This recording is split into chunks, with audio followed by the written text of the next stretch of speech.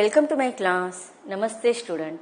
बच्चों, आज हम हिंदी का व्याकरण पढ़ने जा रहे हैं और आज हमारे व्याकरण में टॉपिक है अलंकार। अलंकार इस हिंदी के व्याकरण के टॉपिक का यह सेशन नंबर पहला है। इस सेशन में हम अलंकार किसे कहते हैं और अलंकार के अलग अलग जो भेद होते हैं उसके बारे में हम पढ़ेंगे। सबसे पहले हम देखते हैं अलंकार किसे कहते हैं। किसे कहते हैं अलंकार?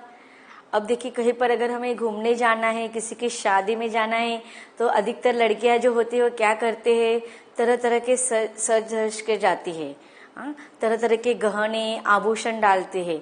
तो जिस प्रकार से हम अपने सौंदर्य को बढ़ाने के लिए तरह तरह के अलंकारों का प्रयोग करते हैं, मैंने कहा ना अलंकारों का प्रयोग अर्थात आभूषण या गहनों का प्रयोग करते हैं, उसी प्रकार साहित्य में जो कवि होते हैं वह अपने काव्य के सौंदर्य को बढ़ाने के लिए अलंकारों का प्रयोग करते हैं। अलंकारों का शाब्दिक अर्थ किस होता है? आभूषण या गहना। अब देखते हैं व्याकरणिक दृष्टि से हम अलंकार को पढ़ते हैं। अलंकार शब्द जो है वह अलम और कार, इन दो शब्दों के मेल से बना हुआ है। अलम का अर्थ होता है भूषित करना, सजाना, सुंदर बनाना। अब हम अलंकार शब्द को या अलंकार को हम व्याकरणिक दृष्टि से पढ़ते हैं।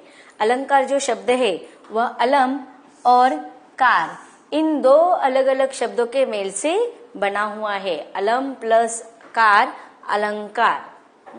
अलम का अर्थ होता है भूषित करना, सजाना, सुंदर बनाना या धारण करना। और कृत का अर्थ होता है करने वाला, अर्थात भूषित करने वाला, सुंदर बनाने वाला, अर्थात अलंकृत करने वाला साधन ही अलंकार कहलाता है। अगर सामान्य रूप से देखा जाए तो अलंकार का अर्थ क्या होता है? गहना या आभूषण। जिस तरह स्त्रियां अपने सौंदर्य को बढ़ाने के लिए विभिन्न आभूषणों का प्रयोग करती है, उसी प्रकार कवि भी भाषा को सुंदर बनाने के लिए अलंकारों का प्रयोग करते हैं। आचार्य वामन के अनुसार जो किसी को अलंकृत करे वही अलंकार है। संक्षेप में हम कह सकते हैं कि अलंकरोति इति अलंकारम। इस प्रकार हम कह सकते हैं कि काव्य की शोभा बढ़ाने वाले गुण धर्मों को ही अलंकार कहते हैं। अब देखते हैं अलंकार के डेफिनेशन।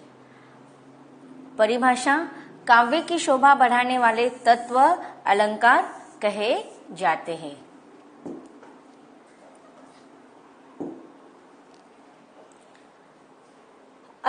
काव्य में शब्द और अर्थ दोनों ही अपना अलग अलग एवं विशेष महत्व रखते हैं। अब देखिए, जब हम काव्य में अलंकार का प्रयोग करते हैं तो उसमें शब्द के माध्यम से हम उनका प्रयोग करते हैं, लेकिन कभी कभी शब्द एक होते हैं लेकिन उसके अर्थ अलग अलग हो सकते हैं। तो इस प्रकार काव्य में शब्द और अर्थ दोनों ही अपना अपना अलग एवं विशेष महत्व रखते हैं।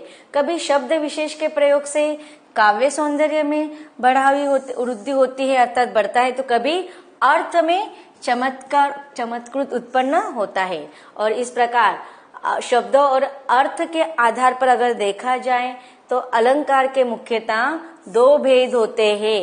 एक होते हैं शब्दालंकार और दूसरा होता है अर्थालंकार। तो इस प्रकार हम अलंकार के कितने भेद मानेंगे? दो।